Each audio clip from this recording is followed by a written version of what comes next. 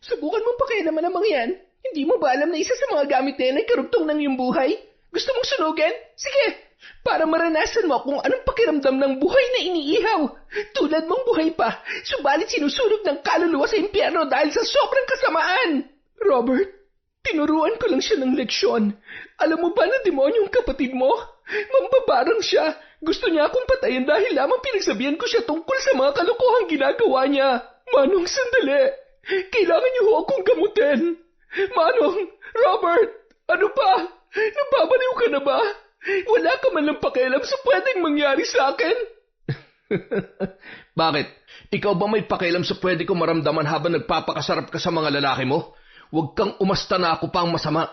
Dahil yung sakit na nararamdaman mo, wala pa yan ni katiting sa sakit na nararamdaman ko ngayon. Wala kang kwentang asawa. Binigay ko sa iyong lahat pero hindi ka pa rin nakontento. Nakakadiri ka. Alam mo, wala kang lugar sa bahay na to at hindi ka na dapat nakikinabang sa lahat ng pinaghirapan ko. Kaya ngayon din, bago pa magdilim ang paningin ko, umalis ka na! Hindi mo pwedeng gawin sa akin to. Hindi kita niloko. Mahal kita, Robert! Taon 2015, Quezon. Bandang 12:00 ng gabi, isang grupo ng kabataan ang noon ay nagkakatuwaan at kapwa nakainom na nung mga oras na yon. 5 lalaki at nag-iisa lamang na babae sa grupong yon, si Lori. Nakilala niya ang mga yon sa isang bar kung saan madalas siyang tumatambay. Yun kasi ang kinahihiligan niya lalo na kapag bagong padala ang fiancé niya na nasa ibang bansa. Mula kasi nang mamatay ang kanyang mga magulang ay yun na ang sumusuporta sa kanyang mga pangangailangan. Walang kaalam-alam ang kanyang fiancé sa kanyang mga kalokohan. Nung mga oras na yun, nakangisi at nag-uusap na ang mga mata ng 5 kalalakihan kasama ng dalaga na tila ba nagkakaintindihan ang mga yun kung saanuman ang kanilang pinaplano nung mga oras na yun. Ano? Bakit ganyan kayo makatingin? Anong akala nyo? Aatrasan ko kayo sa inuman? Tama na yan, Lori. Lasing ka na. Baka mamaya gumapang ka na naman yan pa uwi. Anong akala mo sa akin? Mahinang nilalang? Kaya ko pang sarili ko. Isa pa yun, ho. Natatanaw ko lang dito ang bahay ko. Kayo, uuwi pa kayo sa kabilang barangay. Ang lalakas na loob niyong tumayo dito. Sana lang tamang bahay ang mauwian niyo.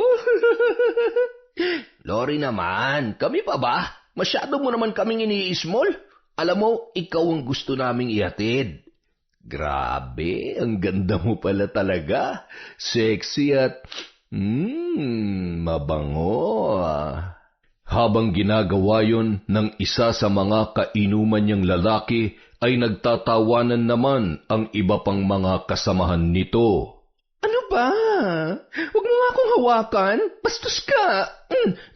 Arigo, sakit na. Akala mo naman kung sino kang matino. Mga tol, papayag ba naman kayo na uuwi na hindi man lamang nakakatikim ng masarap na pulutan ngayong gabi?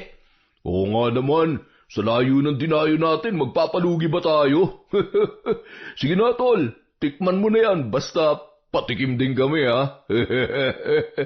Mga hayop kayo, pinagkatiwalaan ko kayo tapos ganito lang ang igaganti niyo sa akin? Huwag ka nang pumalagpa kung ayaw mo masaktan. Tulungan niyo ako. Abat, gusto mo talagang masaktan, ha?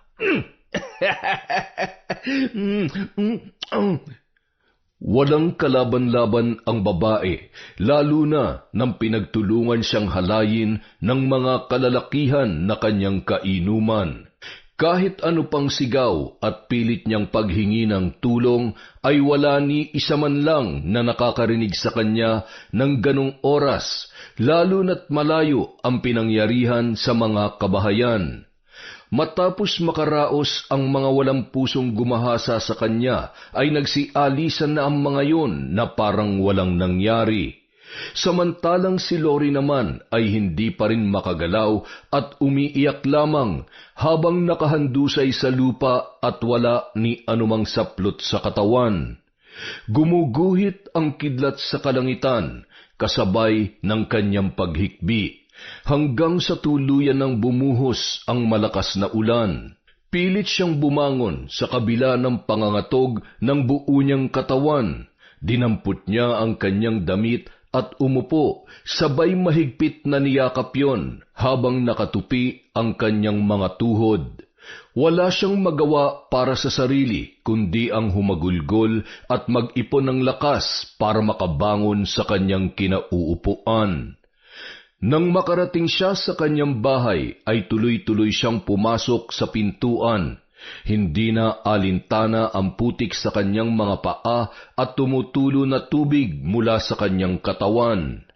Lumapit siya sa pahabang salamin sa may pader at tiningnan ang kanyang sarili. Pinagsusuntok niya yon at tumigil lamang siya nang maramdaman ang hapdi ng kanyang kamao. Mula ng gabing yon, marami na ang nagbago sa kanyang buhay. Hindi na siya lumalabas ng bahay, ni hindi siya nagreklamo man lamang para sa mga taong nanghalay sa kanya, lalo na at ayaw niyang makarating ang nangyari sa kanyang fiancé. Natatakot siya na sa oras na malaman nun ang nangyari sa kanya ay hindi na siya nito pakasalan. Sa paglipas ng 1 buwan, nanatiling sikreto ang lahat at tahimik ang buhay niya. Kahit gabi-gabi ay patuloy pa rin siyang binabangungot. Naririnig ang mga halakhak at nakikita niya ang mga muka ng mga kalalakihan na nagsamantala sa kanyang pagkababae.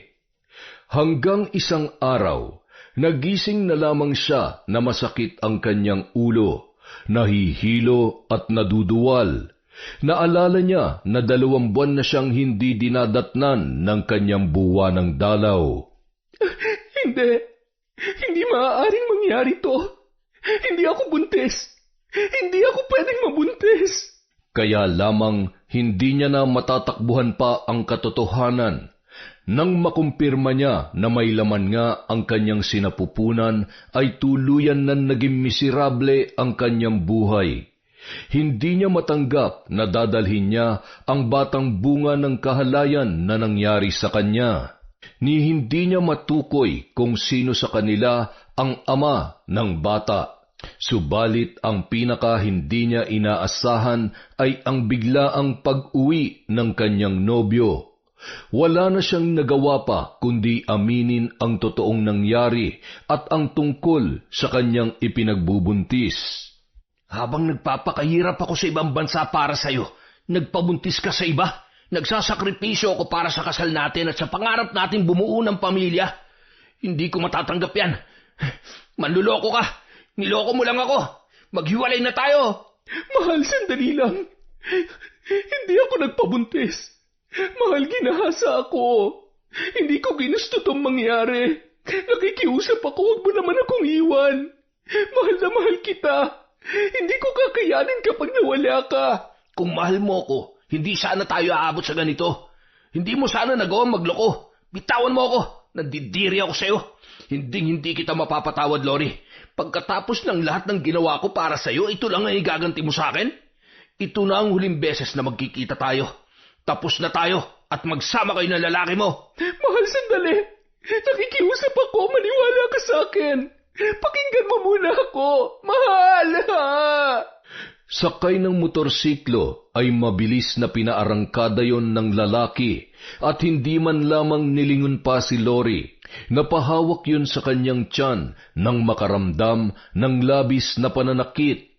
Nakita niya ang pag-agos ng dugo sa kanyang mga hita. Nanginginig ang kanyang mga tuhod dahil sa pinaghalong takot at sakit na kanyang nararamdaman. Nawala ang batang kanyang dinadala. Gayunpaman, wala ni katiting man lamang na panghihinayang si Lori. Ilang beses niyang pinuntahan ang kanyang kasintahan para makipag-ayos, ngunit hindi na siya pinatawad pa ng lalaki, lalo na't nasulsulan na yon ng ilang mga kaibigan na naging saksi sa mga kalokohang ginagawa ni Lori nang nasa ibang bansa pa ang binata. Tinanggap na lamang ng babae ang kinahinatnan ng kanyang relasyon, lalo na't wala naman siyang ibang masisisi kundi ang kanyang sarili.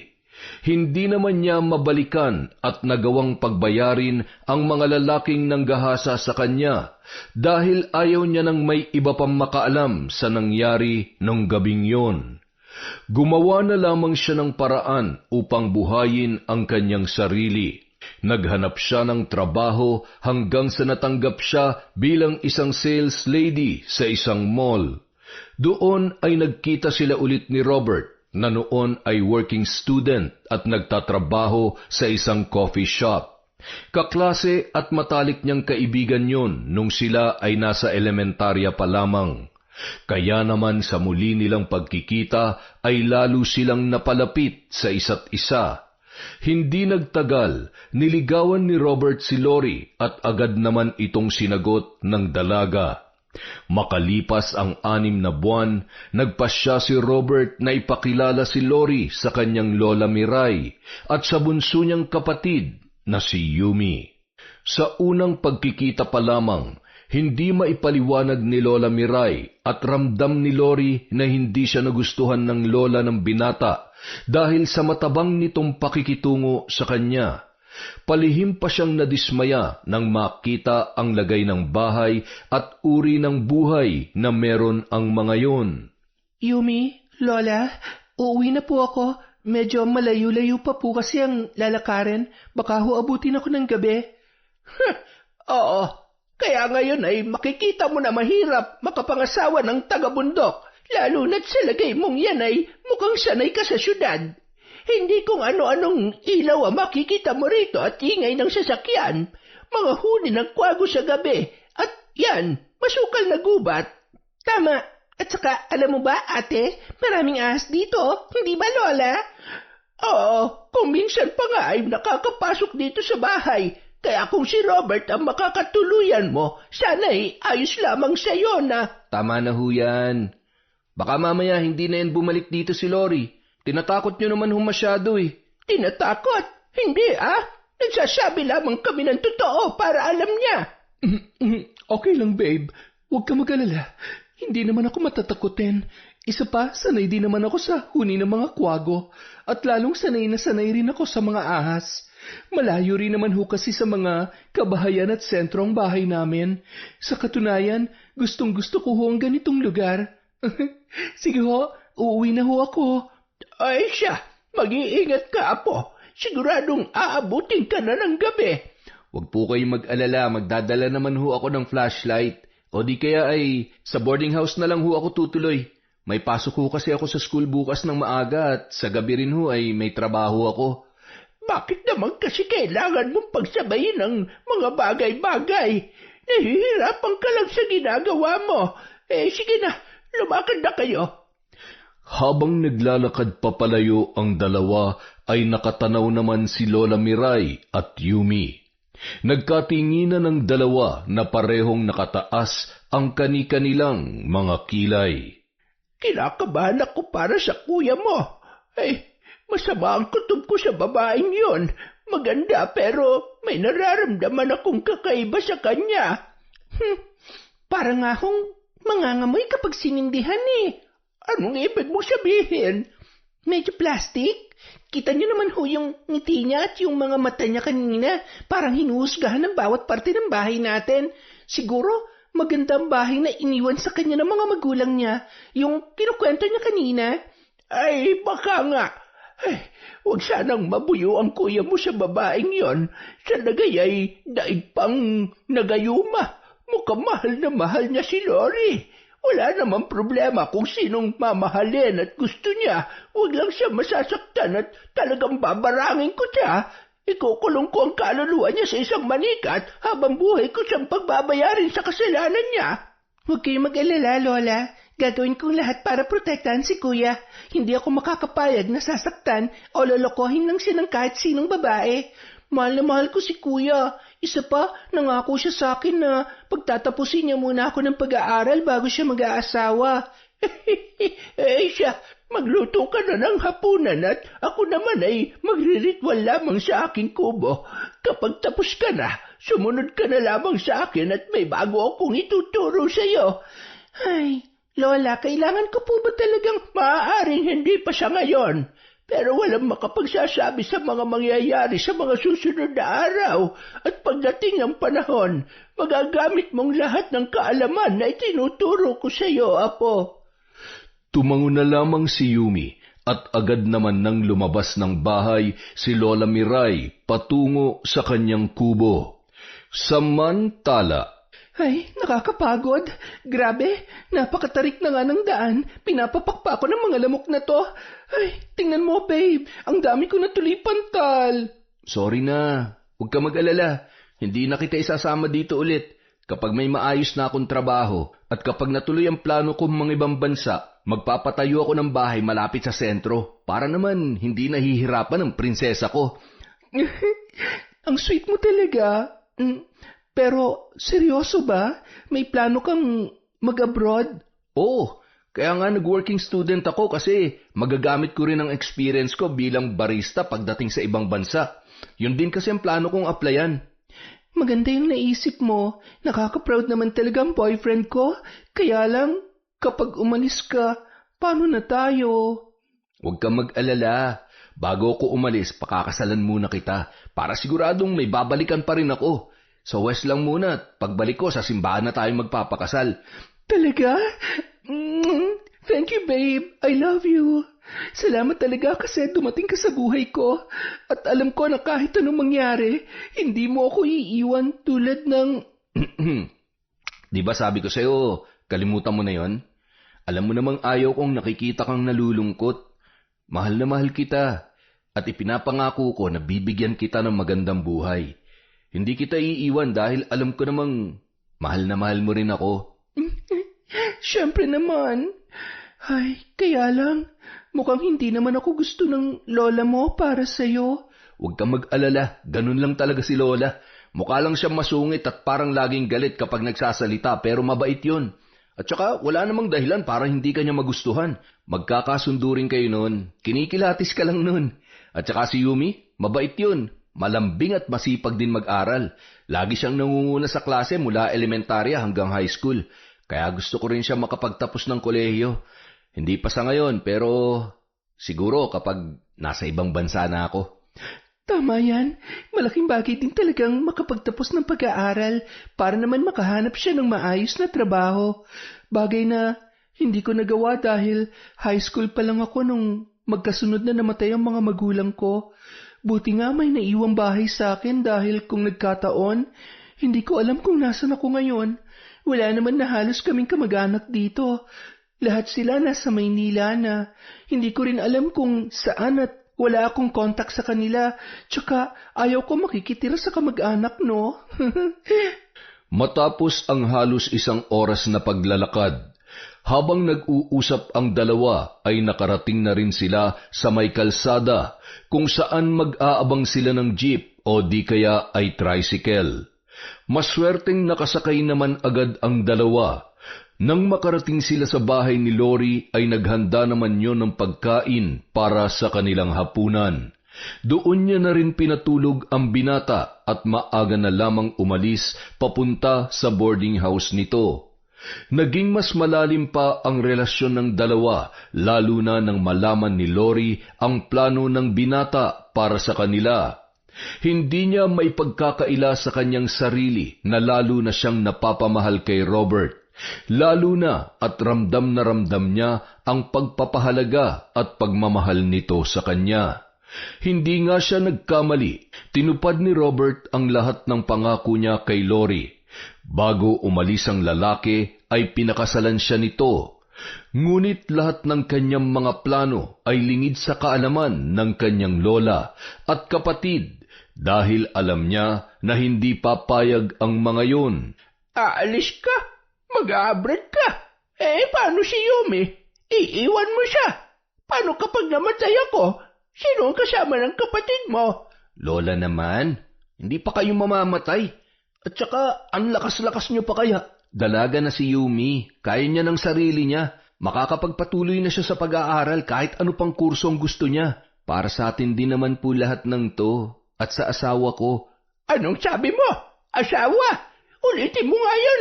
Hindi ko yata narinig na maayos. Lola, pasensya na ho kung hindi ko agad sinabi sa inyo. Nagpakasal na ho kami ni Lori sa West. Sus Joseph Robert, ano bang pumasok dyan sa isip mo at masyado kang nagpadalos-dalos sa mga desisyon? Aatakihin ako sa puso nang wala sa panahon. Kung sa bagay, buhay mo yan at wala naman talaga akong karapatan na panghimasukan ang buhay mo.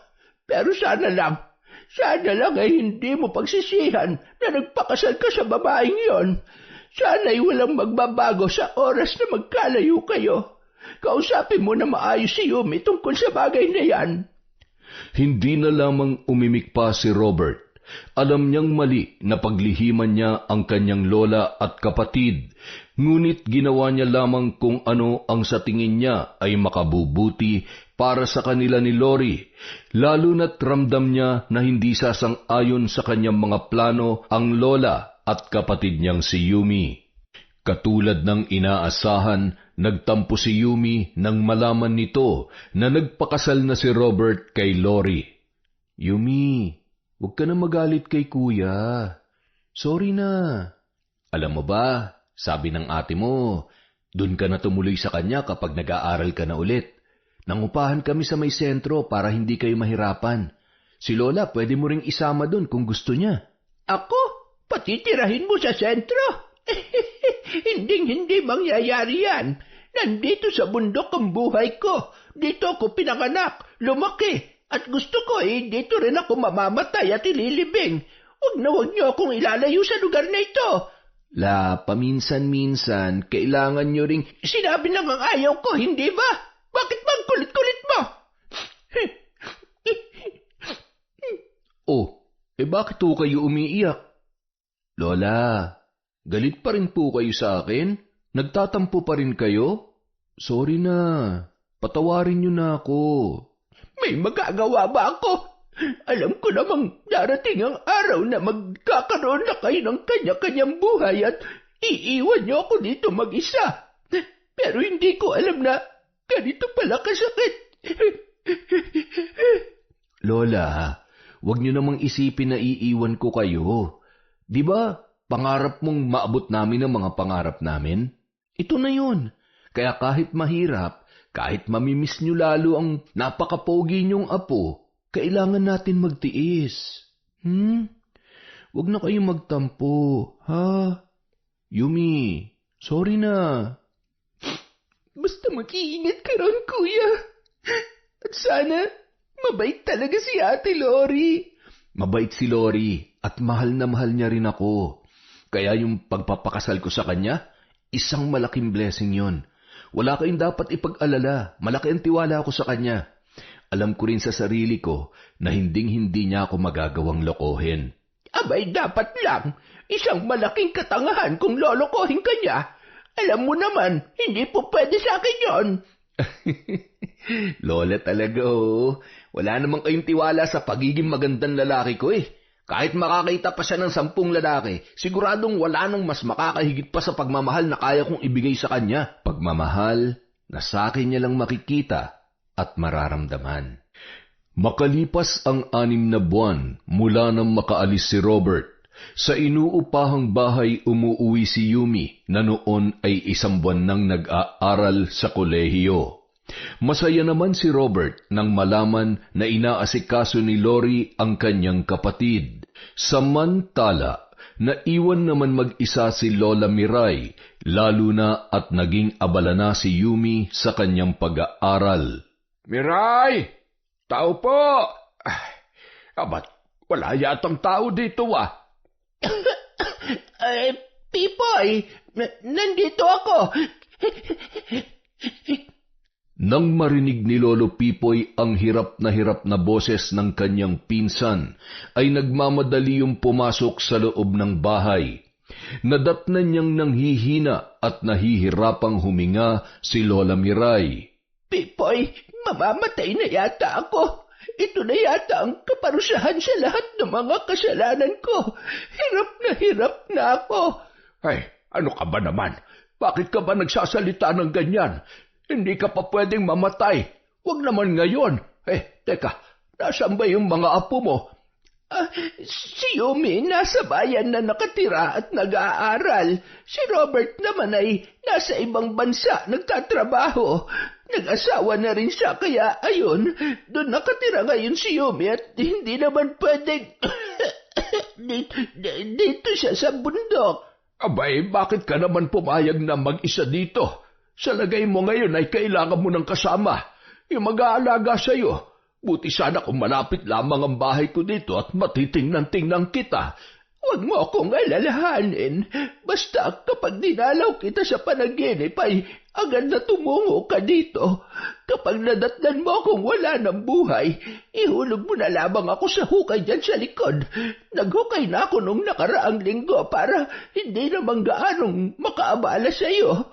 At pagkatapos ay sabihin mo kay Yumi na lahat ng mga gamit ko'y nasa loob ng kahon doon sa kubo. Ay, pinsan naman, oo. Tigilan mo nga ako dyan sa paghahabilin mo at kinikilabutan tuloy ako sa iyo. Lahat ng may buhay dito sa lupa ay may hangganan.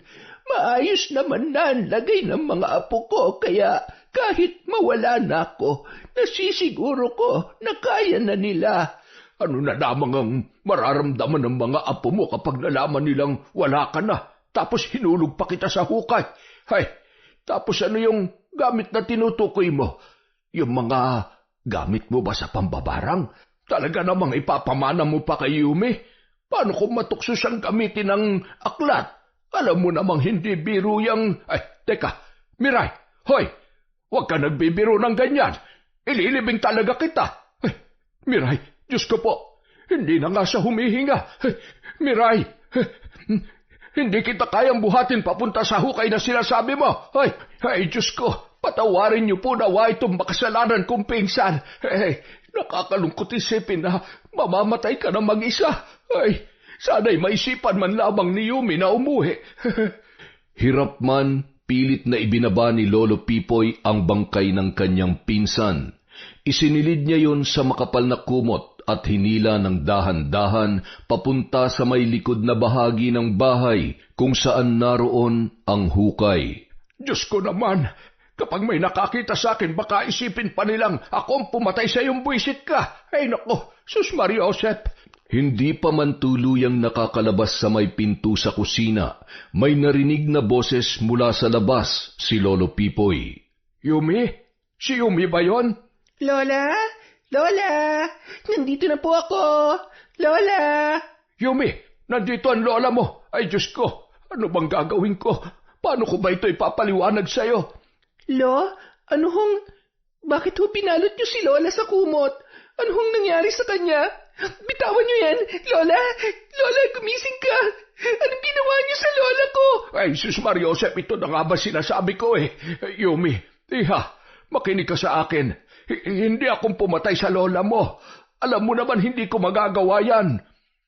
Ipinaliwanag ni Lolo Pipoy ang buong nangyari, dahilan para lalong mapahagulhol si Yumi nung mga oras na yon. Lola, patawarin niyo ako.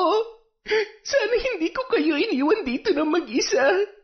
Sana naalagaan ko kayo. Huwag mo nang sisihin ang sarili mo. Alam mo namang ginusto niya mangyari ito. Kahit noon pa man, sinabi niya na ayaw niyang maging pabigat sa inyo. Masaya na siya sa buhay na meron kayo ngayon. Alam niyang kaya niyo na, kaya naman... Hindi pa man lamang ako nakakabawi kay Lola. Sa lahat ng mga sakripisyo niya para sa amin. Lola, mahal na mahal ko po kayo. Huwag niyo na kaming alalahanin ni Kuya. Kahit masakit na iwan niyo kami. Baunin niyo sana ang masasayang alaala ng mga panahon na magkakasama pa tayo. Nung araw ding yun, magkatuwang sina Yumi at Lolo Pipoy na inilibing ang bangkay ni Lola Miray sa hukay kung saan siya pa mismo ang nagbungkal noon. Pambihira talaga yung lola mo. Kaya siguro siya inatake ng hika dahil sa kakahukay dito. Ay, buti na lamang at naisipan mong umuwi. Hindi po kasi ako mapakali. Napanaginipan ko po siya kagabi, kaya kinutuban ako na baka may nangyaring masama sa kanya.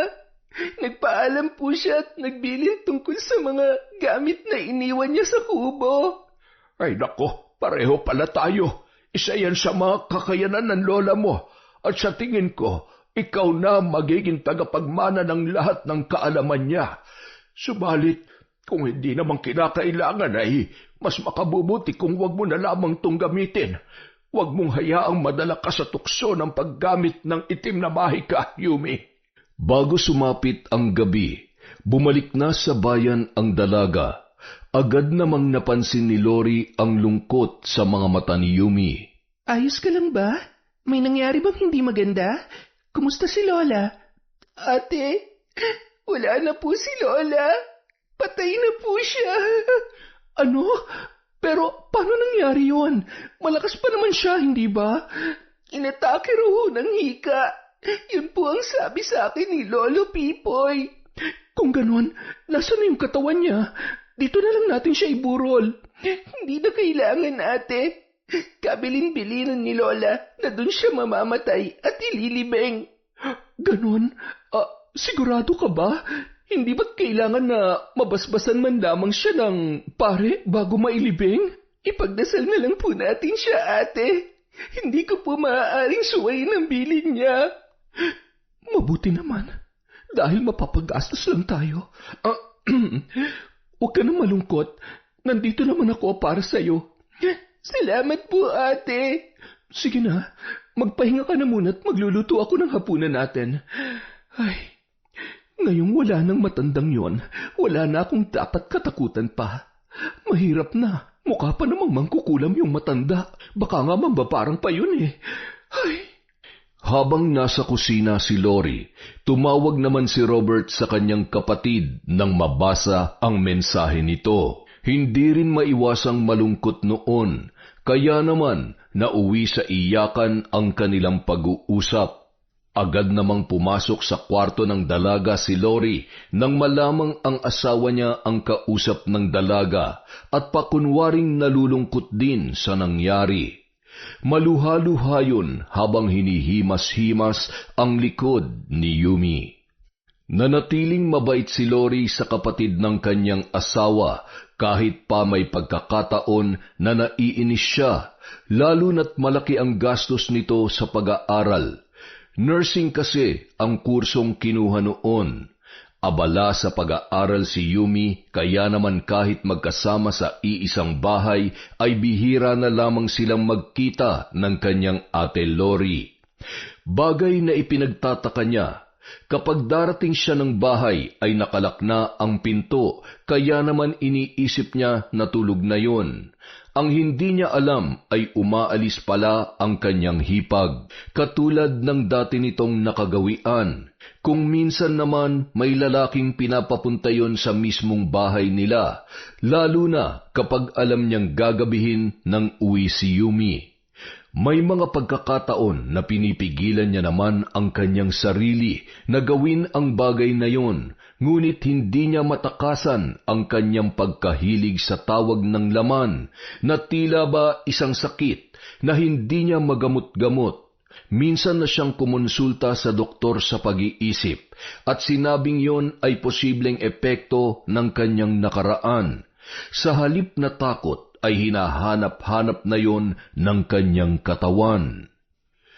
Isang araw. Buti na lang at nakapunta ka. Alam mo, sa lahat ng mga lalaking natikman ko, ikaw lang ang bukod-tangi nagpapasaya sa akin ng ganito. Mababaliw yata ako kapag nawala ka sa akin. Kaya kahit medyo may kamahalan ng hinihingi mo, magbabayad ako. Basta ba kapag kailangan kita, pupuntahan mo ako kaagad, ha?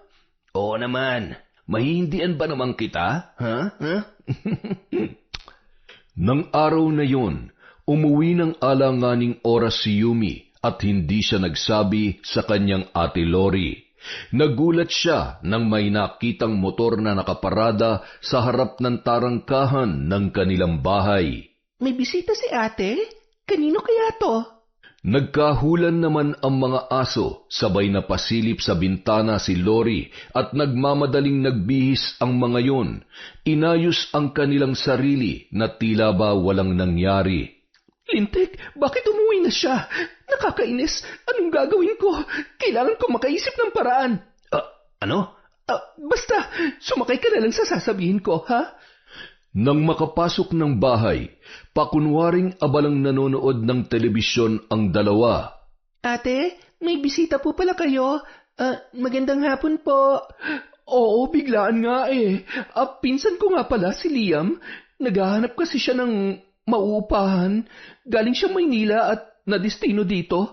Buti nga at nitong mga nakarang buwan ay nagkita kami sa Facebook. Siya lang ang bukod tanging pinsan ko na nakilala ko ng personal. Sabi ko nga, tayo lang naman dito kaya paminsan-minsan dito na lang muna siya tumuloy. Okay po. Kayo po ang bahala, ate. Magpaalam na rin po tayo kay kuya para sigurado. Oo naman. Ako nang bahala sa kuya mo. Siya nga pala. Bakit ang aga mo ngayon? Kailangan ko lang pong magpahinga. Medyo masama po kasi ang pakiramdam ko eh. Sige po, sa kwarto na muna ako. Kapatid ba yun ang asawa mo? Oo, bakit? Ang ganda niya.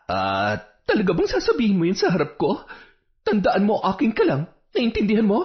Masyado ka namang selosa. Hindi mo naman ako pag-aari. Yung pera na binabayad mo sa akin para paligayahin lang kita. Kaya huwag ka namang umasta na parang nabili mo ng buong pagkatao ko. Kapag nagkataon, syempre, mas gugustuhin ko yung mas bata kaysa sa'yo at hindi kung sino-sinong lalaki ng... Manahimik ka. Baka marinig ka ni Yumi. At pwede ba huwag ka magmalinis? Bayaran ka rin lang naman ha. Sige na, umalis ka na nga muna. Bumalik ka na lang bukas. Okay. Ang sungit naman. Binubwisit mo kasi ako eh. Sige na, alis na, bilis. Nang makaalis ang lalaki, dinalhan ni Lori ng gamot si Yumi. Matapos painumin yun ay agad na tumungo sa kanyang kwarto at doon na lamang siya nanood ng sari-saring video na nire-record niya kasama ang iba't ibang lalaki na kanyang natipuhan. Habang nanonood ay bigla namang tumawag ang kanyang asawa na si Robert. Ay, istorbo. Ngayon ka pa talaga tumawag. Oh babe, ang aga mo yatang nahiga ngayon ah. Masama bang pakiramdam mo? Hindi naman. Medyo inuunat-unat ko lang ang likod ko at napagod ako sa paglilinis ng bahay natin kanina. Babe, miss na kita. Ay nako, miss na rin kita, kung alam mo lang. Pero, konting tiis na lang, babe ah. 1 taon pang hihintayin ko bago ka umuwi. Paano naman ako? Paano tayo magkakaanak niyan kung... Babe, huwag ka mag-alala. Pag uwi ko, babawi ako sa bawat gabing hindi mo ako kasama at katabi. Ha? Basta lagi mong tatandaan na mahal kita, ha? Mahal na mahal ko kayo ni Yumi. Teka, kumusta nga pala siya? Ayun, pinainom ko ng gamot at medyo masama ang pakiramdam. Nilalagnat. Siya nga pala, babe. Alam mo bang may nakilala akong pinsan ko? Nandito siya ngayon sa Quezon. Dumaan siya dito kanina. Naghahanap nga ng matutuluyan eh. Sabi ko pwede naman dito sa atin o di kaya ay pumasyal-pasyal na lang siya dito. Wow, ayos yan. Masaya ako para sa'yo, babe. Ikumusta mo na lang din ako sa kanya at sabihin mo, welcome siya dyan anumang oras. Baka pagkakataon na rin para makita mo mga kapatid ng nanay at tatay mo. Oo nga, babe. Malaking bagay din talagang social media para mahanap ang mga nawawalang kamag-anak. Tama ka. Sige na, babe ha. Tatawag na lang ulit ako ha. I love you. I love you too. Ay, mahal naman talaga kita pero anong magagawa ko? Alam nga naman magtiis na lang ako dito sa kakahintay sa'yo. Ang importante kapag nandito ka na, hindi ko na kailangan pang gawin to. Isang araw. Sige na, pahiramin mo na ako ng pera. Babawi naman ako sa'yo eh. Pagkatapos kitang paligayahin, pagdadamutan mo ako. Hoy, kaya kong humanap ng kapalit mo. Kaya pwede ba, wag mo akong inuutakan. Ganun ah. Di sige. Mabuti pa, send ko na lang tong video natin sa asawa mo. Siguradong magugulat yon kapag nalaman niya kung gaano karumi ang mahal na mahal niyang asawa. Hayop ka! Burahin mo yan! Akin na yan! Liam, ano ba? Bakit ko naman buburahin? Ha? Ayaw mo akong... Oo na! Bibigyan kita ng perang kailangan mo. Pero utang na loob. Burahin mo yan at please lang, ayoko na makitang pagmumukha mong hayop ka. Money down, bilis! Naiinip na ako eh. Isang pindot lang tapos na maliligayang araw mo, ha? Napakasama mo talaga. Buisit ka. Matapos ibigay ang pera ay binurayon ni Liam. Sabay pakanta-kanta pang umalis na animoy inaasar ang galit na si Lori. Nagkataon pa naman na sunod-sunod ang bayarin ni Lori noong mga oras na yon, dahilan para lalong uminit ang kanyang ulo. Saan ako kukuha ng pambayad sa bahay at kuryente? Ay, baka makahalata si Robert kapag... Anong gagawin ko? Kailangan ko makaisip ng paraan. Kinagabihan, umiiyak si Lori nang sinagot nito ang tawag ng kanyang asawang si Robert. Hello, babe? Paano ka? Bakit ka umiiyak? Babe, kanina kasi, mamimili sana ako tapos bigla ako nadukutan sa palengke. Nawala yung wallet ko at nandun lahat ng pera na pambayad sa bahay at kuryente. Ay, huwag ka nang umiyak. Okay na yun, kesa naman nasaktan ka. Magpapadala na lang ulit ako sa'yo ngayon. Huwag ka nang umiyak, ha? Huwag ka namang problema dyan. I love you. I love you too. Salamat, babe. Akala ko kasi pag-agalitan mo ako eh. Ay, ang importante sa akin, ligtas ka. Huwag mo nang isipin yun. Sa susunod, magdoble ingat ka na lang, ha? Salamat, babe. Napakaswerte ko talaga at napakabait ng asawa ko. Mahal na mahal kita. Mas mahal na mahal kita. Sige na, magpahinga ka na dyan. Masayang-masaya si Lori nung mga sandaling yun dahil agad niyang nasolusyunan ang kanyang problema. Ngunit kapag sumasagi sa isip niya ang ginawa sa kanya ni Liam, hindi niya maiwasang uminit ang ulo. Higit sa lahat, iniisip niya kung sino ang kanyang ipapalit na magbibigay sa kanya ng panandaliang aliw. Nang gabi rin yun, para mawala ang init ng kanyang ulo ay umalis siya habang mahimbing na natutulog si Yumi sa kwarto at pumunta sa isang bar. Doon ay may nakilala na naman siyang isang gwapong lalaki at hindi niya tinigilan yon hanggat hindi nakukuha ang atensyon noon. Dahil hindi naman maitatanggi na kaaya-aya din ang muka at katawan ni Lori, ay agad naman siyang nagustuhan ng lalaki. Ang kanilang masayang kwentuhan at inuman ay nauwi sa isa na namang mainit na gabi nang dalhin siya nito sa isang motel. Matapos makuha ang kanyang gusto ay iniwan siya noon at agad na siyang umuwi sa kanilang bahay. Sakto namang lumabas si Yumi sa kwarto para umihi nang dumating ang kanyang ate Lori. Umalis ka po pala, ate. Madaling araw na. Hindi na ako nakapagpaalam sa'yo. Birthday kasi ng kaibigan ko. Hindi na yun gaanong nagpaliwanag at dumiretso na sa kanyang kwarto. Amoy na amoy ni Yumi ang alak at napailing-iling yun. Napansin niya kasi ang mga kakaibang kinikilos ng kanyang ate.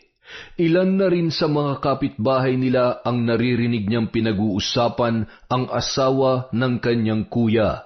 Hindi man malinaw kung ano yon, ngunit iba na ang kutob ni Yumi sa kanyang hipag.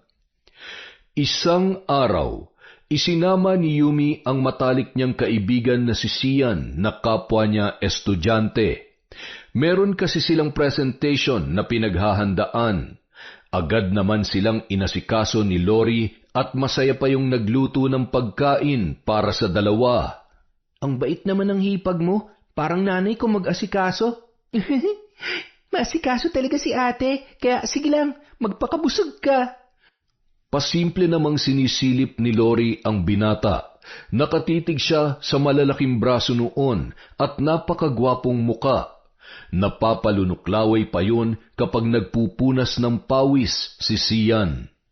Mula nung araw na yun, Napadalas na ang pagsama ni Sian kay Yumi, kaya naman napalapit na rin yon kay Lori. May mga gabing pinagpapantasyahan niya ang binata. Isang araw. Yumi, sa susunod na araw, birthday mo na. Papuntahin mo si Sian. Magluluto ako para meron naman tayong pagsaluhan. Sige po ate, salamat po. Hindi rin po kasi talaga ako nagse-celebrate ng birthday ko eh. Paminsan-minsan, kailangan mo rin mag-enjoy. Masyado kang dedicated sa pag-aaral mo. Alam mo, maiksi lang ang buhay, kaya kapag may pagkakataon, samantalahin mo na. Masaya naman po ako sa ginagawa ko, ate. Ini-enjoy ko naman po ang pag-aaral ko. Kapag mataas po yung marka ko, yun na po ang happiness ko. Sus, para kang ewan. Bakit? Kapag namatay ka ba, tatanungin ka ni San Pedro kung anong average mo bago ka makapasok sa langit? O siya, basta, invite mo si Sian, ha? Uminom tayo. Mukha kasing hindi ka pa nakakatikim man lang ng alak. Aba, magbebente ka na. Tumawa na lamang si Yumi at tumango-tango bago tinawagan ang kanyang kaibigan. Nang sumapit ang kaarawan ng dalaga, maaga pa ay abala na sa pagluluto si Lori. Matapos magluto ay agad na rin yung nag-ayos ng sarili na tila ba siya ang may kaarawan. Humahalimuyak ang kanyang bango sa buong kabahayan. 5:00 ng hapon nang dumating si Sian na may dalang bulaklak at cake para sa kanyang kaibigan. Nakaramdam naman ng inggit si Lori, lalo na nang makita niya na mahigpit na niyakap ng binata ang dalaga. Ang sweet mo naman, Sian. Talagang may pa-cake at bulaklak ka pa para dito sa dalaga namin. Baka naman iba na yan, ha? Ate naman, magkaibigan lang po kami. Gusto ko lang pong maging masayang napakaganda kong kaibigan kahit madalas ako niyang sinusungitan. O siya, doon na tayo sa kusina at nang makakain na. Kapag busog na, inuman naman at mag-video tayo. Marunong ka bang kumanta, Sian? Opo ate, maganda po ang boses niyan. Sumali nga po yan sa singing contest at pati na rin po sa mga dance contest. In short, bida-bida po tong kaibigan ko. Grabe ka naman dun sa bida-bida. Kinikilig ka naman kapag kinakantahan kita. Tama na yan. Sige na, kain na at mamaya ay magkakasubukan tayo ng galing. Matapos kumain, nagbukas ng mamahaling alak si Lori at pumwesto sila sa may sala. Nagbukas rin yon ng chips na pulutan at ang niluto niyang sisig. Huwag mong pilitin ang sarili mong uminom kapag hindi mo kaya, ha? Nako, minsan lang naman malaseng. Hayaan mo na lang siya. Kailangan niya ring ma-experience yan. Lingid sa kaalaman ng dalawa, may kung anong inilagay yon sa kanilang iniinom. Ilang minuto lamang nakatulog na sina Lori at Sian. Maya-maya mayroong kumatok sa pintuan at nang buksan niya yon ay agad na bumungad sa kanya ang magandang ngiti ni Liam. Buti naman at namiss mo ako. Akala ko ba ayaw mo na makita ang pagmumukha ko, ha? Ano meron? Uy, anong ginawa mo sa dalawang yan, ha? Ang dami mong tanong. Gusto kong gawin natin silang laruan ngayong gabi. Sa'yo si Yumi, sa akin naman si Sian. Malala ka na talaga. Pati ba naman sila ay dadamay mo? Huwag ka naman magkunwari. Alam ko naman na matagal mo nang gustong matikman tong kapatid ng asawa ko. Oo, pero kaya ko naman makuha yan sa tamang paraan. Hindi yung ganito. Walang kalaban-laban. Ano ba? Gagawin mo bang inuutos ko o hindi?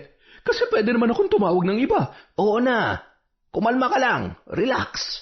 Nang gabing yun, nagpakasasa si Lori sa katawan ni Sian at ipinagkanulo niya naman si Yumi para lamang mairaos niya ang kanyang kakaibang kagustuhan ng gabing yun. Hindi naman napigilan pa ni Liam ang kanyang sarili na pakialaman ang walang malay na si Yumi, lalo na't naakit siya sa ganda ng muka at magandang hubog ng katawan nito. Para kay Lori, yun na ang isa sa pinakamasayang gabi ng kanyang buhay. Matapos pagsawaan ang katawan ni Sian ay pinabuhat niya yon kay Liam papunta sa kwarto ni Yumi. Ikinalat nila ang mga damit ng magkaibigan sa sahig, sabay tinakluban ng kumot. Agad na ring umalis si Liam matapos maiabot ni Lori ang bayad nito sa kanya. Madaling araw, nagising si Yumi dahil sa kirot ng kanyang ulo. Naramdaman niyang may kung anong nakapatong sa kanyang katawan. Nang lumingon siya, kitang-kita niya ang noon ay mahimbing pang natutulog na si Sian.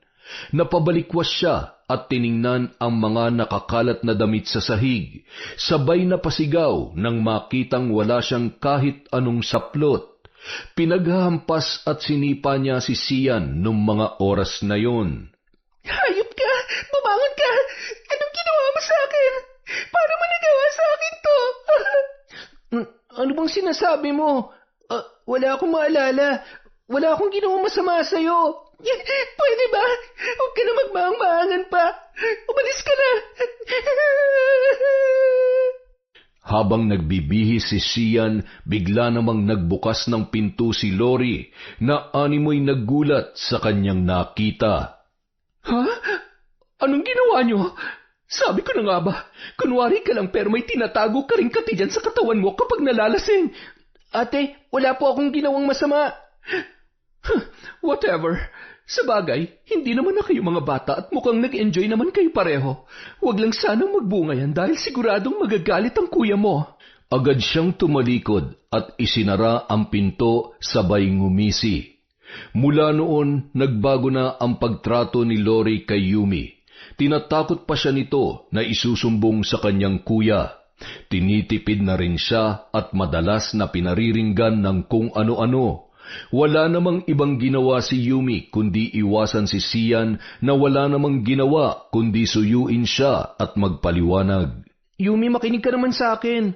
Alam ko sa sarili ko na kahit totoong nalasing ako, hindi ko magagawa sa iyo yun. Kaibigan kita, iniingatan kita at mahal kita. Alam mo yun. Hindi ko man sabihin, alam kong nararamdaman mo yun. Alam mo na hindi ko magagawa sa iyo yun. Hindi. Nagawa mo na nga, diba? Pinagsamantalahan mo ng pagkababae ko. Hindi totoo yan. Kahit mamatay man ako at ang buong pamilya ko. Malinis ang konsensya ko na hindi kita pinakailaman ng gabing yon. Tingnan mo mga picture na to. Marami akong marka sa katawan at sinisiguro ko na hindi ikaw ang may gawa nito. Yumi, malakas ang hinala ko na may kinalaman ng ate Lori mo sa nangyari nung gabing yon. Posible na palabas niya lang ang lahat. Na may kung ano siyang inilagay sa inumin natin kaya hindi natin alam ang mga sumunod nangyari. Isipin mo na maigi, hindi natin kailangan mag-iwasan. Kailangan natin magtulungan para malaman ng totoo. Alam ko na, kung sakaling totoo man ang sinasabi mo, may alam akong paraan para makita ang lahat-lahat na nangyari nung gabing yon. Kailangan mong sumama sa akin. Pero itong tatandaan mo, sa oras na malaman ko na nagsisinungaling ka, hindi kita mapapatawad siyan. Patawarin ako ng Diyos pero hindi ko alam kung anong magagawa ko sa iyo. Malinis ang konsensya ko at kahit ano pa mang paraan, sige, sasamahan kita. Gusto ko lang malinis ang pangalan ko. Ayaw ko masira ang pagkakaibigan natin dahil lang sa isang malaking kasinungalingan. Bukas, may pupuntahan tayo. Sasabihin ko sa iyo kung saan tayo magkikita. Huwag kang malilate dahil sinasabi ko sa iyo, hindi mo pa ako kilala siyan. Hindi mo alam kung paano ako magalit. Huwag mo naman akong tinatakot oh. Ngayon pa nga lang na ganyan ka, nanginginig ng tuhod ko tapos sasabihin mo na, Yumi? Teka, nasan na yun? Ay... Nung sumunod na araw, 3:00 ng hapon, nagkita sila sa isang lugar at pagkatapos ay sumakay sila ng tricycle. Bumaba sa isang alanganing lugar.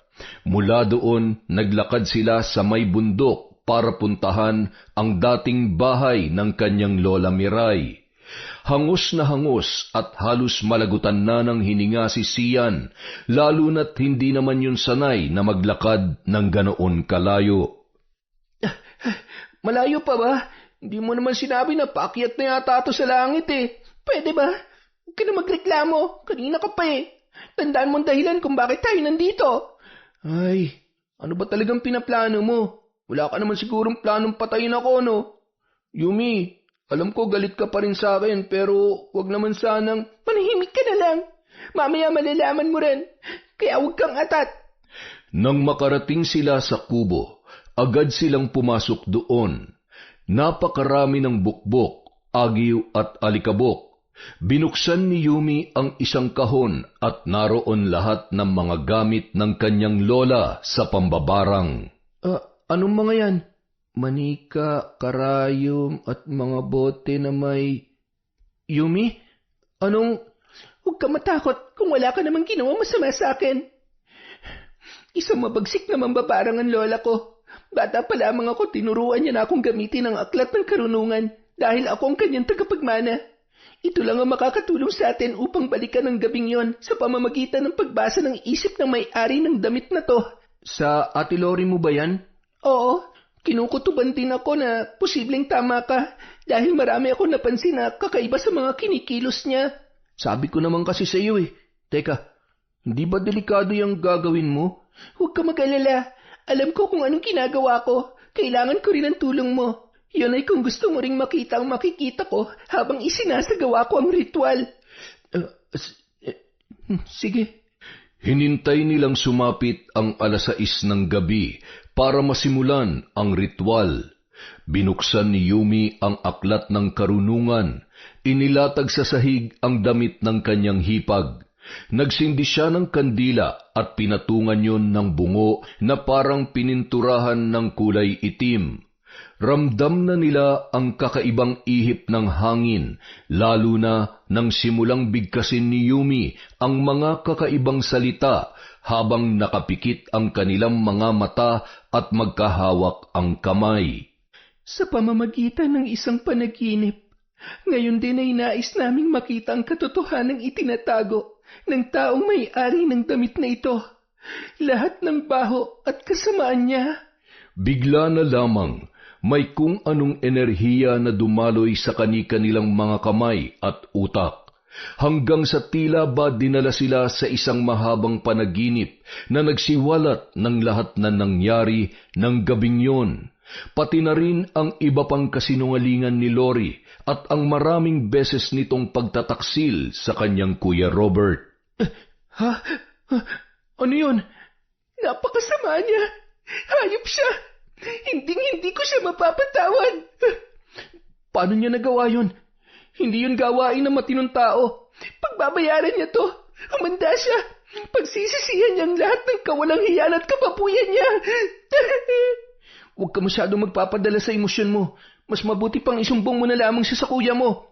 Sa tingin mo, hindi na kayang bilugin ang isip ni kuya katulad ng paulit-ulit niyang ginagawa? Katulad ng ginawa niya sa atin? Tuturuan ko siya ng leksyon at sisiguruhin ko na maghihirap siya sa pasakit na ipapataw ko sa kanya. Isinusumpa ko na mula sa gabing ito, gagawin kong impyerno ang buhay niya.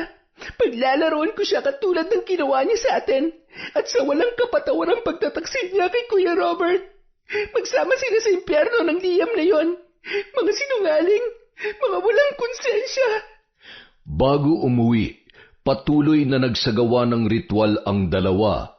10:00 na ng gabi nang makauwi si Yumi at nadatnan niya pang nanonood sa sala si Lori. Sinundan siya nun ng tingin at ngumisi. Ano yan? Bagong buhay? O yan na talagang totoong ikaw? Kunwari ka pang pag-good girl? Pero tingnan mo naman kung anong oras na. Siguro nagkita na naman kayo ni Sian, no? Ano? May ginawa ba kayo ulit? Masarap ba? Wala ka na ba talagang magandang sasabihin? Alam mo, ang mga tao talagang saksakan ng dumi ay pilit na pinupuna ang iba para magmukhang malinis. Kaya lang, baka nakakalimutan mo, Ate Lori. Walang sikreto na hindi nabubunyag, kaya kung ako sa'yo, mananahimik na lamang ako. Hindi ka ba natatakot na baka biglang lumawlaw yung tila mo o di kaya mamahoy ang bunganga mo dahil puro kabastusan ang lumalabas? Well, siguro dahil saksakan ng kamanya-kanyang utak mo. Wala kang karapatan na bastusin ako. Sampid ka lang dito at hindi ka mabubuhay kung hindi dahil sa asawa ko. Ang lakas naman ng loob mo para sabihin yan. Nakakahiya naman sa'yo. Kapatid ko yon at hindi ka pa man dumating sa buhay namin, marami na siyang plano para sa amin. At least ako may magandang napupuntahan ng bawat sentimo na binibigay niya sa akin. Eh ikaw, saan mo ginagamit yung pera ng kuya ko? Para maibsan ang uhaw na nararamdaman mo? Nakakadiri ka. Anong sinabi mo? Maang-maangan? Gusto mo ba isa-isahin ko pa sa'yo? Ano, may amnesia ka? Ito lang ang tatandaan mo. Huwag kang bida-bida, lalo na ngayong alam ko na ang totoo. Hindi na makapagsalita si Lori nung mga oras na yon. Lalo na nang titigan siya ni Yumi at parang may ibinulong yon na hindi niya maintindihan. Bigla naman siyang nakaramdam ng panghihina. Pinatay niya ang TV at tumungo sa kanyang kwarto. Humiga siya at pinakiramdaman ang kanyang sarili. Napahawak siya sa kanyang dibdib na para bang may kung anong tumutusok doon. Ano ba itong nararamdaman ko? Hindi ako makahinga na maayos. Pinilit niyang ipikit ang kanyang mga mata at nung mga oras na yon ay muling nanumbalik ang bangungot ng kanyang nakaraan na matagal niya nang ibinaon sa limot. Paulit-ulit niyang naririnig ang mga halakhak at nakikita ang mga muka na punong-puno ng pagnanasa. Nagising siya ng hating gabi, pawis na pawis at nang tingnan niya ang kanyang katawan, lalo na ang kanyang braso, ay napakarami ng sariwang kalmot at pasa. Yumi, tulong! Tulungan mo ako! Tulong, hindi ako makabangon! Sa kabilang banda, ngumisi lamang si Yumi nang marinig ang daing ng kanyang ate Lori. Bakit kita tutulungan? Bakit ko tutulungan ng isang walang pusong katulad mo? Umpisa pa lang yan. Hindi kita titigilan. Magdusa ka hanggang sa tuluyan ka na mapagod sa sarili mo. Kinaumagahan, nagising si Lori na napakagaan ng kanyang ulo. Kahit papano ay medyo maayos ang kanyang pakiramdam. Humikab siya at napatakip ng ilong nang maamoy niya ang kanyang sariling bunganga na hindi niya maipaliwanag kung bakit tila parang nabubulok na itlog. Napatakbo pa siya sa may kusina at nagsuka. Napalingkis siya ng mata nang makita niya ang mga uod at bulate. Nanginginig ang kamay at napasigaw yon. Hindi! Anong ibig sabihin nito? Pinaglalaruan ba ako? Sinong may gawa nito sa akin? Napakuyom yun ng kamay at tumungo sa kwarto ni Yumi, ngunit wala doon ang dalaga. Sigurado ako may kinalaman siya. Posibleng pinapabarang niya ako, kaya ganun yung mga sinabi niya sa akin kagabi. O baka isa rin siya mambabarang katulad ng lola niya. Kailangan kong mahanap ang... ano mga ito? Hayop ka, Yumi! Sinasabi ko na nga ba? Isa siyang... Umanda ka sa akin. Isusumbong kita sa asawa ko at nasisiguro ko na wala ka nang mapupuntahan. Kailangan ko sunugin ang mga ito. Subukan mong pakialaman ang mga yan. Hindi mo ba alam na isa sa mga gamit din ay karugtong ng iyong buhay? Gusto mong sunugin? Sige, para maranasan mo kung anong pakiramdam ng buhay na iniihaw. Tulad mong buhay pa, subalit sinusunog ng kaluluwa sa impyerno dahil sa sobrang kasamaan. Hayop ka talaga. Mapapatay kita. Lumayas ka sa pamamahay ko. Kahit nang hihina ay pilit nung pinagtatapon ang mga gamit ni Yumi sa labas ng bahay. Walang ginawa ang dalaga kundi panoorin lamang yun at humalakhak. Doon ka sa kalsada tumira o kahit saan pang impyerno mo gusto. Huwag ka nang babalik dito.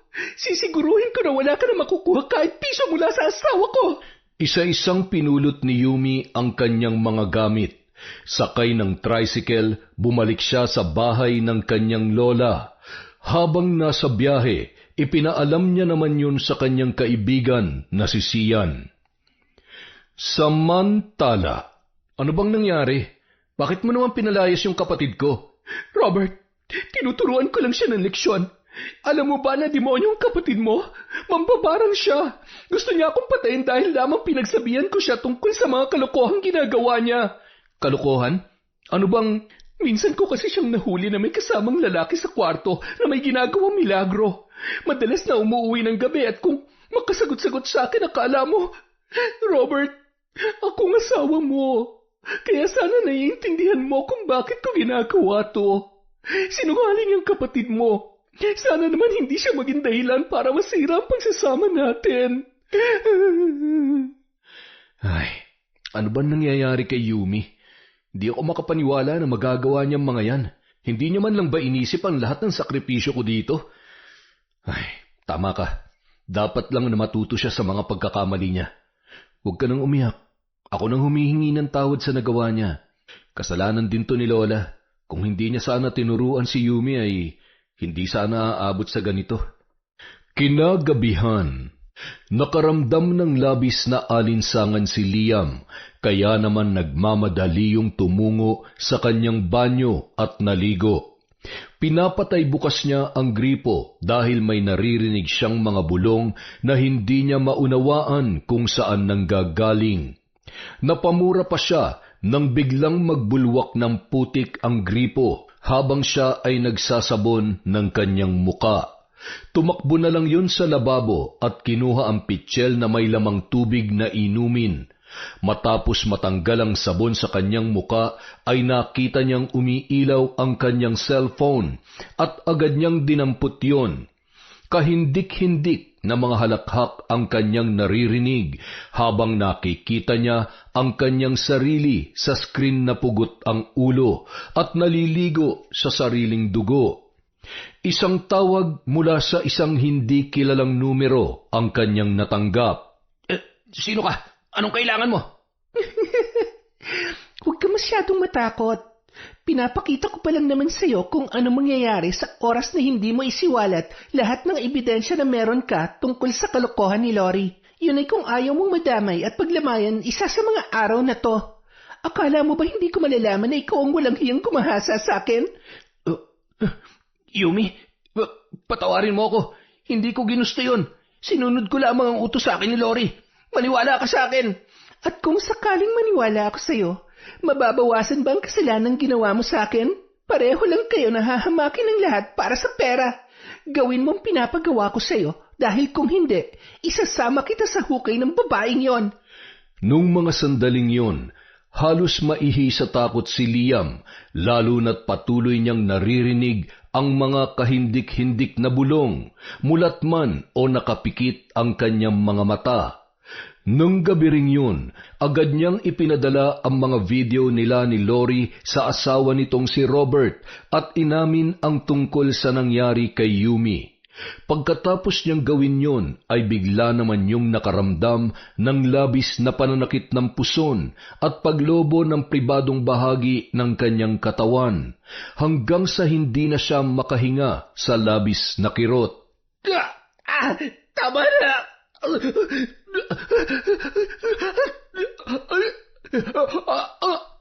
Samantala, ang lamig! Nahihina na ako. Hindi ko na kaya. Hindi mo pa rin ba ako tinatantanan, Yumi? Papatayin mo ba talaga ako? Hindi ako makakapayag. Kailangan ko makahanap ng magaling na albularyo na makakapagpagaling sa akin at tapos sa iyong lintik ka. Salot ka sa buhay ko. Tingnan mo itong ginawa mo sa akin. Ang makinis kong balat. Nakakadiri na at Buisit ka talaga! Nang gabi ring yun, gulat na gulat si Robert dahil sa mga natanggap niyang malalaswang video. Kitang-kita niya kung gaano siya pinagtaksilan ng kanyang asawa. Halos madurog ang kanyang puso nang marinig ang mga voice messages ni Liam kung saan isiniwalat nito ang katotohanan tungkol sa nangyari kay Yumi. Minahal kita ng buong puso. Sobra-sobra pang binibigay ko. Minahal kita ng higit pa sa sarili ko pero ginagkago mo lang pala ako, Lori. Pati kapatid ko dinamay mo pa. Hindi kita mapapatawad. Dahil sa kanyang mga natuklasan, nagpasya si Robert na umuwi ng Pilipinas. Hindi niya yun ipinaalam sa kanyang asawa. Sa katunayan, nadatnan niya pa yon na ginagamot ng isang albularyo. Anong nangyayari dito? Babe, bakit ka umuwi? Ibig kong sabihin, bakit naman hindi mo sinabi na uuwi ka na pala? Okay lang yan. Gusto kitang surpresahin katulad kung gaano ko na surpresa sa mga nalaman ko. Tungkol sa'yo at sa ginawa mo sa kapatid ko. Ha? Ano bang sinasabi mo? Huwag mo sabihin na nakausap mo ng kapatid mo at mas pinaniniwalaan mo siya kesa sa akin. Ang totoo niyan, hindi ko pa siya nakakausap dahil sa hindi ko malamang dahilan, hindi niya sinasagot ang tawag ko. Manong, kumusta ho ang lagay ng asawa ko? Tatapatin ko na kayo. Masyadong malakas ang kapangyarihan ng mambabarang na ito. Mukhang malalim ang galit na nakatanim sa kanyang puso na dahilan kung bakit ganito kalala nangyayari sa asawa mo. Eto, 5,000. Salamat ho sa tulong niyo, pero huwag niyo na hong pahirapan pa ang sarili niyo. Hindi na ho gagaling pa ang mga taong katulad ng asawa ko. Pero hindi pa tapos ang aking sinasagawang ritual. Paano? Itutuloy niyo yan o babawiin ko yung 5,000? Sabi ko nga, alis na ako. Maraming salamat sa'yo. Siya, mag-usap na kayo't mukhang may malaki kayong gusot na kailangan plantsahin. Manong, sandali. Kailangan niyo ho akong gamutin. Manong, Robert, ano ba? Nababaliw ka na ba? Wala ka man lang pakialam sa pwede mangyari sa akin? Bakit? Ikaw ba may pakialam sa pwede kong maramdaman habang nagpapakasarap ka sa mga lalaki mo? Huwag kang umasta na ako pang masama. Dahil yung sakit na nararamdaman mo, wala pa yan sa katiting ng sakit na nararamdaman ko ngayon. Wala kang kwentang asawa. Binigay ko sa iyong lahat pero hindi ka pa rin makontento. Nakakadiri ka. Alam mo, wala kang lugar sa bahay na to at hindi ka na dapat nakikinabang sa lahat ng pinaghirapan ko. Kaya ngayon din, bago pa magdilim ang paningin ko, umalis ka na. Hindi mo pwedeng gawin sa akin to. Hindi kita niloko. Mahal kita, Robert. Napakasinungaling mo talaga. Yan, panoorin mo lahat yan. Ngayon mo sabihin na wala kang ginagawang kalandian, na malinis ka. At alam mo kung anong pinakamasakit? Hinayaan mong pagsamantalahan ng kapatid ko ng lalaki mo. Ikaw pa nga nag-utos sa kanya, di ba? Anong klaseng babae ka? Anong klaseng tao ka? Ha? Bitawan mo ako. Ano ba? Robert, maawa ka naman sa akin. Patawarin mo ako. Hindi na yun mauulit. Magbabago na ako. Huwag mo lang akong panalihasin. Nasaan yung cellphone mo? Ha? Ito. Siguradong marami ka pang nakatago dito. Teka, akin na yan. Ano ba? Bakit? Natatakot ka na malaman ko na hindi lamang isang lalaki mo? O ayan, hindi ka na nahiya. Napakababoy mo. Ipinagtulakan ni Robert ang kanyang asawa palabas ng tarangkahan. Wala ni isang gamit na dala at wala ring dalang pera. Halos gumapang na yun sa labas dahil sa sakit na kanyang iniinda. Nang makaipon yun ng lakas, ay naglakad yun ng naglakad hanggang sa makarating sa dati niyang bahay. Doon nanumbalik lahat ng pinagdaanan niya at ang buhay na kanyang sinayang. Alam niyang nung mga oras na yun ay wala na siyang pag-asa na makabangon pa at anumang oras ay mamamatay na siya na hindi man lamang na itatama ang kanyang pagkakamali. Matapos ang paghinga ni Robert sa pagod sa biyahe at mapakalma ang magulo niyang isipan, pumunta siya sa isang lugar kung saan siguradong naroon ang kanyang kapatid. Samantala, Apo, ano ba talaga nangyari at bumalik ka dito? Hindi ba dapat ay nag-aaral ka? At saka, bakit may mga sindi ang mga kandilang yan? Ito na ba talaga ang karir na napili mo? Lolo naman, kayo talaga. Pinapatawan niyo naman ho ako eh. Huwag kayong mag-alala, may mga bagay na kailangan ko muna hong ayusin at pagtuunan ng pansin. Kapag maayos ng lahat, babalik ho ulit ako sa pag-aaral. Siya, ikaw ang bahala. Sinabi mo nag-aalala lamang ako sa'yo. Mag-isa ka lamang dito. At saka, alam ba ng kuya mo na nandito ka? Nagkibit balikat na lamang ang dalaga at tumalikod habang pinipigil ang pagtulo ng kanyang luha. Ramdam ni Lolo Pipoy ang bigat na kanyang nararamdaman. Kung ano man yung pinagdaraanan mo, sabihin mo sa akin. Ngayong wala na ang lola mo bilang pinsan niya at isa sa mga saksi sa paglaki niyo, masasabi ko na kung gaano kayo kamahal at pinagmamalasakitan ng Lola Miray niyo, ay ganoon din kayo sa akin. Lumapit ka rito kay Lolo. Umayak ka kung gusto mo. Hindi ka hinaan ng pag-iyak. Nasusukat ang katapangan sa kung gaano mo itatawid ang sarili mo sa malakas na pag-agos ng buhay. Salamat po, Lolo. Tama kayo. Kahit ilang beses kong sinasabi sa sarili ko na matapang ako, may mga pagkakataon na naiisip ko na sana nandito pa si Lola, na sana nandito si Kuya, na sana kami ang magkakakampi sa ganitong pagkakataon. Pero mukhang malabo na ang mangyari yon. Natatakot po ako na tuluyang masira ang relasyon namin dahil sa sinungaling niyang asawa. Naikwento ni Yumi ang lahat ng ginawa ni Lori, dahilan kung bakit nagawa niyang gamitin ang kanyang kaalaman sa pambabarang. Dahil nag-aalala si Lolo Pipoy para kay Yumi, sinamahan niya lamang muna yun doon. Ipinagluto niya yon ng pagkain na daladala niya galing sa kanyang bahay. Kinabukasan, habang natutulog pa si Yumi ay naramdaman niya na may kamay na humahaplos sa kanyang buhok. Unti-unti niyang iminulat ang kanyang mga mata. Kuya? Kuya, ikaw nga? Anong... Bakit? Parang ayaw mo naman yatang makitang kuya mo, ha? Hindi mo ba ako namimiss? Kuya, salamat at umuwi ka na. Akala ko... Alam ko na ang lahat. Huwag ka mag-alala. Hinding-hindi na ako maloloko ng babaeng yon. Patawarin mo si kuya at wala akong nagawa para protektahan ka. Masyado ako nagtiwala sa kanya. Masyado ako nabulag ng pagmamahal ko sa kanya. Minahal ko siya ng higit pa sa sarili ko kaya hindi ko lubos akalain na magagawa niya pa rin akong pagtaksilan. At higit sa lahat, paano ko siya patatawarin nagawa kanyang ipahamak? Ano ng plano mo ngayon, kuya? Gusto ko siyang ipakulong at pagbayarin sa lahat ng ginawa niya sa'yo. Pero parang hindi ko na rin kayang masikmura pang makitang pagmumukha niya.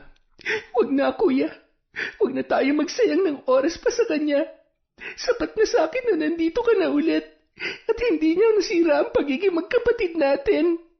Tsaka, sapat ng paghihirap niya ngayon bilang parusa sa lahat ng kasalanan niya sa atin. Hinding-hindi na siya makakalapit pa sa atin, kuya. Hinding-hindi na. Kuya, namiss talaga kita. Dahil dyan, gusto kong bumalik na tayo sa bayan at ipagpatuloy mong pag-aaral mo. Hindi mo pwedeng talikuran ng pangarap mo para lang makapaghiganti sa walang kwentang tao. Kuya, paano naman akong hindi titigil pinalayas ako ng magaling mong asawa. 100 lang ang laman ng bulsa ko nung pinalayas niya ako. Buti na lang at matibay tong bahay ni Lola. Ay, namiss ko tuloy si Lola. Kung nabubuhay lamang siya, siguradong... Nanggagalaiti na yun sa galit at walang tigil niya akong sisisihin sa mga nangyari. Ay. Huwag ka mag-alala, kuya. Sigurado makakahanap ka pa rin ng matinong babae. Yung totoong mamahalin ka. Hindi yung pera mo at kung anong kaya mong ibigay lang sa kanya. Siguro nga. Pero sa ngayon, samahan mo muna si kuyang tuparin ang mga pangarap natin. Ang pangarap sa atin ni Lola. Makalipas ang 3 buwan, muling bumalik si Robert sa ibang bansa.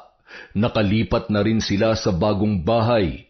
Kinuha naman nila si Lolo Pipoy at pinatira doon para may kasama si Yumi. Hindi naman tumanggi ang matanda dahil matagal niya nang pinapangarap na makatira sa malaking bahay na dati ay sa panaginip niya lamang nararanasan. Matapos ang 5 taon na pagtatrabaho ni Robert sa ibang bansa ay umuwi na ang lalaki at nagpasya ng magnegosyo na lamang katuwang ang kanyang bagong kasintahan. Di rin nagtagal ay nagkaroon na sila ng anak. Wala na rin silang balita pa tungkol kay Lori. Agad namang nakapasa sa board exam at nakapagtrabaho sa government hospital si Yumi at ang noon ay kanya ng kasintahan na si Sian. Isang gabi. Magandang gabi po, kuya. Lo, magandang gabi po. Mukhang napapadalas ng paghatid sundo mo dito sa maganda kong apo Ikaw ba ay kaibigan lang talaga niya o nililigawan mo na? Oo nga naman. May gusto ka ba sa kapatid ko? Kaya ho ako nandito ngayon dahil magpapaalam ho sana ako sa inyo. Saan ka pupunta? Mag-iingat ka. Lo naman. Kuya, ang totoo po niyan, boyfriend ko na po siya. 2 taon na at may plano na po kami magpakasal. At saka, buntis po ako. Ay, sus Mariosep, kung hindi ka pa mabuntis ay hindi pa namin malalaman na may boyfriend ka. Ay, ikaw na kumausap dito sa kapatid mo at sumakit bigla yung batok ko. Ay, nako. Ay, hindi naman na kayong mga bata. Pero isa lang ang hihilingin ko. Hindi mo lang basta pakakasalan ng kapatid ko. Aalagaan mo siya at mamahalin mo siya, pati na magiging anak nyo. Dahil kapag yan ang niloko mo, ay nako, sinisiguro ko sa'yo, kawawa ka. Alam niya na yan, kuya. Alam niya na kung ilang karayom ang itutusok ko sa kanya sa bawat babae na lilingunin niya. Samantala, sa isang simbahan, Hihintayin ko dito si Robert. Sabi niya pag uwi niya, dito kami magpapakasal. Siguradong bibilhan niya ako ng napakagandang wedding gown. Hoy, baliw! Ang baho mo! Hoy, hindi ako baliw. Hindi ako mabaho. Hindi niyo ba ako nakikita? Bulag ba kayo? Maganda ako. Kayo, mga pangit kayo. Pangit! Yun! Napakaganda na naman ng kwenton to, mga chong. Sabi ko na nga ba eh. Dahil wala tayong shoutout kahapon, babawi po tayo ngayon. Simulan natin kay Genevieve Suko. Hi kay Sansa Santi. Angeline Mina. Alan Penonia. Hello po kay Len TV2. Kay Cat Burglar Cutie. Hi kay Vicky Picadizo. Hello po kay Ami Viray. Shoutout kay Leia Tan. Kay Robert Crimen. Kay Mercedita Balana Reyes. Hi po kay Merly Fatalia. Kay Vicky Yabut. Kay Farida Bacus. Hi din po kay Vilma Manabat. Kay Gemma Apostol. Shout out kay Cresilda Doinog. Mamiliana Nalugon. Hello din po kay Marilor Guevara at sa Guevara family. Shout out po kay Annalyn Queriones. Hi kay Melvin Donaire at ang mga mananahi sa Art Shop. Hello din po kay Mary Joy Lang.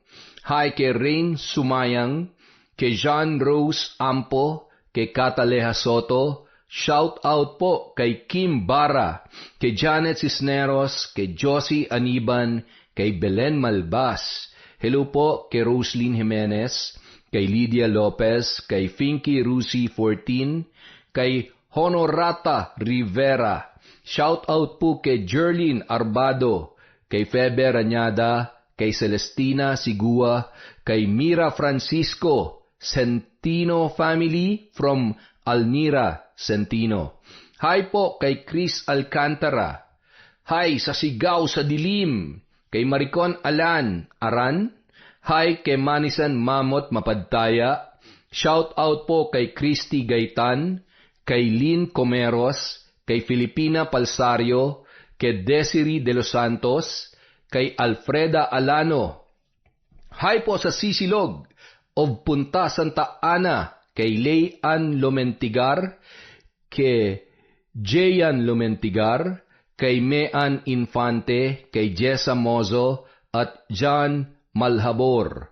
Hello kay Agnes Malanag, kay Emily from Taguig. Hello po kay Nancy Rojo, kay Enalie Vallega. Shout out kay Arnel Claridad, kay Carolina Silorio. Hello kay Edgardo Fontanilla, kay Nena Jones, kay Lirio May Aquino. Shout out po kay Myra Bantayan, kay Lizzie O, kay John Bug, kay Shauma TV. Hello kay Cherry Mukbanger ASMR. Hello din po kay Belen Baladhay. Shout out kay Pureza Tagiwalo, kay Gay Somojo, kay Scarlet Sky Maniego, Richard Rivera. Hi din po kay Liza Agodo, kay Miko, Kate, Hannah, JD, Audrey, Nico, Sabi, at Alex Reyes from Leia, Gawaran. Hello po kay Raquel Shibata, kay Clytie Centra. Hello kay Mirna Alfaro, kay Elizabeth Virtus. Hi po kay Joe Katbagan, kay Princess Hanan, kay Roxanne Gaudicos. Hi din po kay Asodicen Cerila. Shout out kay Aurora Buenavista. Hello kay Betty Velasco, kay April Joy Principal. Hello din po kay Sel. Shout out kay Crisgel Mamado. Hello kay Mary Jean Helera. Shout out kay Maylin Santos, kay Lady Dam. Hello kay Mercy Aniñon, kay Celia Tolentino. Shout out kay Jessica Sobremonte sa H2O Agency. Hi po kay Ma'am Tess Gutierrez from Re Basil. Hello kay Pamela Allen. Shout out kay Heli Borja, kay Marlon Nimzag, Mary Grace Grefalja, Cliven Dubalan. Hi kay Mirna Santelices, kay Elizabeth Maramot, kay Abel Hipolito. Hello kay Norsan TV, Pinky Ko, Valerie Joy Nadal, Daloso Kaunes of Tacloban, Leyte from Lynn Kaunes, Kim and Kirben Española at Delegiro family from Kimberly Española. Hi po kay Rosalyn Gumok. Hello kay Sally Roldan, kay Aida Sikander.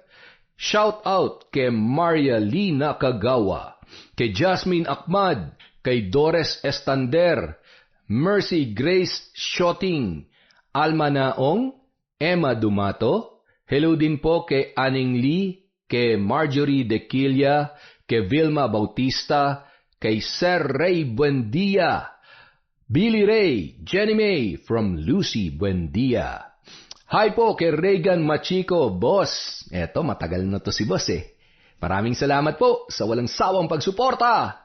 Hi kay Gemma De Ocampo, kay Noemi Garcia Pabunan, kay Hayashi Megan, sa Servinicio family of Potolan, Iloilo from Wendy Servinicio. Hi po kay Beth, kay Boss Kimpoy Feliciano. Hello din po kay Hilario Patra Jasmine. Hi kay Mira from Batangas. Hello po kay Junel Fuentes, Jobel Baldonasa, Marisa Villanueva, Angeline Ignacio, kay Cleo Abalos, kay Josefa Obias, kay Kurt Mina, Annalisa Malatbalat. Hi po sa mga kasama niyang nakikinig. Magandang araw po sa inyong lahat. Hi po kay Malu Hapin, kay Vanji Sambile. Hello kay Princess De Leon, My Favorite Song Collection, Annalisa Puazo, Adela Lee, Hana Maylin Sesgundo, Daphne Alejandro. Shout out po kay Ramil Fariolin, kay Jessie Narnola, kay Jane San Lorenzo, Mary Anyap, Leona Taytay, at kay Rosalina Bogayong.